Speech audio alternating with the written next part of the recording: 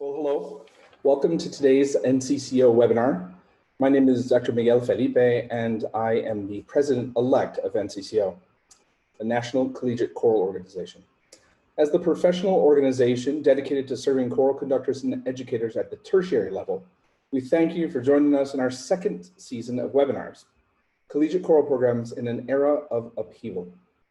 This series responds to the current crises in our world with actionable steps, pedagogical resources, and community engagement while providing the very best for our students. For more information about the organization, please visit ncco-usa.org. Now I'd like to introduce you to your moderator for today's webinar, who will tell you more about the topic and the assembled panel. Please welcome Dr. Joey Martin, Interim Director of the School of Music at Texas State University. Thank you. Thank you, Miguel, and welcome to all of my colleagues from across the world. Thank you for joining us. Today's webinar is titled How To, and we're looking at the whys for virtual choir, not how to put it together. That's going to be the next seminar. This one is going to be about why do we have virtual choirs? What are the things that they can be used for? How we can incorporate them into our curriculum? Now, I'd like to briefly introduce you to our panel. Please welcome Nicole Aldrich from Washington University in St. Louis, Jason Max Ferdinand from Oakwood University, Janet Galvan from Ithaca College, recently retired, Tesfa Mondegihu from St. Olaf College, and our featured guest panelist, composer-conductor Eric Whiteacre. We'll start today by going through each of our panelists and giving them an opportunity to share their experiences and their views. We'll take a second round through, and then we'll open up to questions from all of you. So we'll start with Nicole Aldrich. Nicole is the primary writer of the NCCO position paper for virtual choirs. NCCO, as always, was trying to always be proactive for us, for collegiate choral directors. Nicole and the rest of our committee reviewed the literature on virtual choirs, and then we prepared a position paper to be a resource for our colleagues. Nicole, I'd like for you to share with us your impression, especially in the spring, and your experience with virtual choirs. So if you would, Nicole. Thanks, Joey. As you said, my name is Nicole Aldrich. I use she and her pronouns.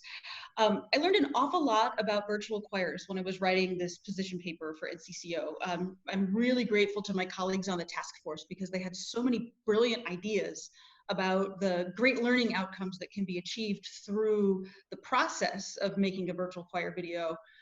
And in a lot of ways, I wish I'd had that information last spring when suddenly we all were online, because the virtual choir experience that I had this spring went fine from a technical perspective. We had some great staff people who spent a lot of time polishing this performance and putting it together, but the teaching of it, I would have to say, was not great.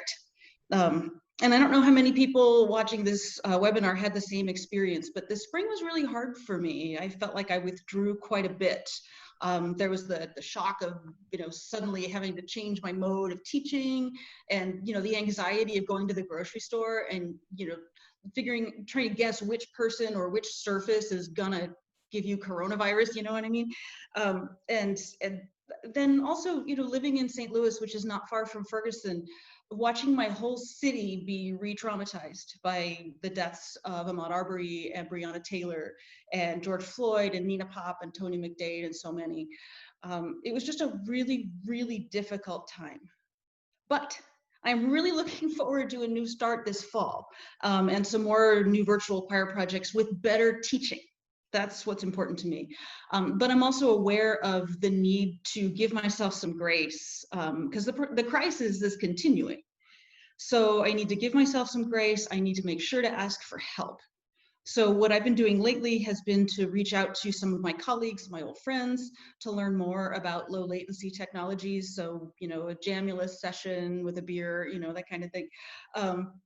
I'm also participating in some workshops at my at the teaching center at my university. And right now I'm reading a really excellent book. It's called Small Teaching Online. And it's the companion to another really excellent book, which is just called Small Teaching. And it's about little changes that you can make in your teaching that will have a great influence on the learning that your students actually are able to participate in. You know, there's so many more resources out there now than there were 5 months ago. So I've got to say, I'm really looking forward to the fall semester with a lot more renewed excitement. Thank you, Nicole. And I think I can speak for most of the US when we all had similar experiences. As a matter of fact, Jason was sharing with us last week about his experience in the spring. So I thought, Jason, it'd be great for you to share your experience as you began with virtual choirs and how you started and where you are now. Thank you so much, Joey, and I'm just so humbled to be part of this extraordinary panel. Early on, when the pandemic hit, I was talking to a friend of mine, and he said to me, you know, the virtual choir thing is like, you know, teaching your dog to stand on its hind legs. It's cute, but what's the point? Like, what's the value of it? And that forced me to kind of sit down and really reflect on it. And you know, when you get into that serious frame of mind, you realize that history is teeming with so many stories where in the midst of all these tragedies, humanity always rises to levels that are simply baffling. And this phenomenon is in full effect right now. And we've seen people all around the world do that. We see our friends in Italy who create their own concert and created beautiful music in the midst of nothing. And it dawned on me that my role as a musician is probably even more important now. And even though the artistic value may not be what I'm used to or what's ideal, but I still have a responsibility to my society, even in this pandemic. And music is just that, is a reflection of our society, right? And for some listeners, music reminds us and is a sobering reminder of calamity. But in contrast, some people and so many people find consolation in music, and they need that to feed their rhythm and their beat. So I took on that responsibility to figure out how to still reach my students, how to still reach the people, how to reach the masses. And it really challenged me to really dig deep into what I'm curious about. You know, each of us on this panel, we connect differently with music. Some people care about the history of something. Some people care about the emotion and the passion behind something. Some people are more inclined about the nuts and bolts. How do I put this together? And the people interested in virtual choir are those people, the ones who like nuts and bolts and they like gadgets and that sort of thing. And the beautiful thing about music, though, is that we don't have to fall in any one category. So I took the challenge when the pandemic hit to really try and, you know, circle myself with people who knew a little about the virtual choir thing. But for me, probably more importantly, is how to package it so we could reach our students still and then reach the people where they need it, because society needs it. Thank you, Jason. Yeah, I especially want to give you a big shout out for that quote, work hard and stay humble. It's a beautiful thought for all of us. And virtual choir has certainly reminded me of those two things. Yeah. And you make a beautiful point about reaching out during this time, seeking to know. I don't know anything and I know a little more now, but I knew very little about virtual choir. And a leader in our community who's always been a person that forges the way is Janet Galvan, who beautifully has set that idea for all of us. And Janet, I wonder if you would talk about how you embraced the challenges in the spring and how you overcame. Thank you.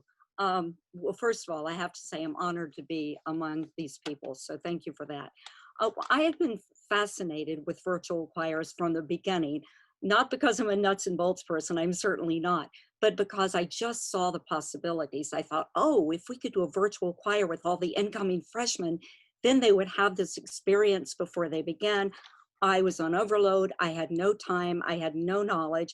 So this spring, I really felt the need to keep my singers connected with their choral community. So when we started this whole thing over spring break, I mean, I just looked at it, and the first thing, of course, I said 4 C's: compassion, creativity, collaboration, and certainly community. And so I was looking for ways to engage the students. And so I went to them, I went online, tried to figure out how I could do this. And I found this app called Soundtrap. And I started then working what colleagues can help me. And so luckily I had someone who was teaching a music editing course, and we were just learning together. So I asked the students, which pieces would you want to sing if we did a virtual choir? And the choir, the Ithaca College Choir, was so committed to premiering Michael Buswood's Quorum, The World, the Wall, and Me. That was about her personal journey to come from behind this wall that was both protection and barrier, and to barrier to being her authentic self. And my students who were committed to social justice related to that sentiment so much. They said, we've got to do this premiere. So we had a real goal, and that helped. But I said to the students, this has to be about process. In Kayari's dissertation, there are several types of virtual choirs. There's the collective, which Eric Whiteacre did so brilliantly, inspired us all. This was under the collaborative, where the students are involved in the choice of the repertoire, in the editing. So we tried to do that. And I said to them, if I'm not really worried about product, if you give me 50% of what you normally do, I will be so happy. And of course, when I was up editing at 3 a.m., I said, who did I think was talking? Who did I think would be satisfied with 50%? But honestly, I was. And so that was our concept. And then we did the process of Zoom rehearsals. And what we found was it was an opportunity for collaboration.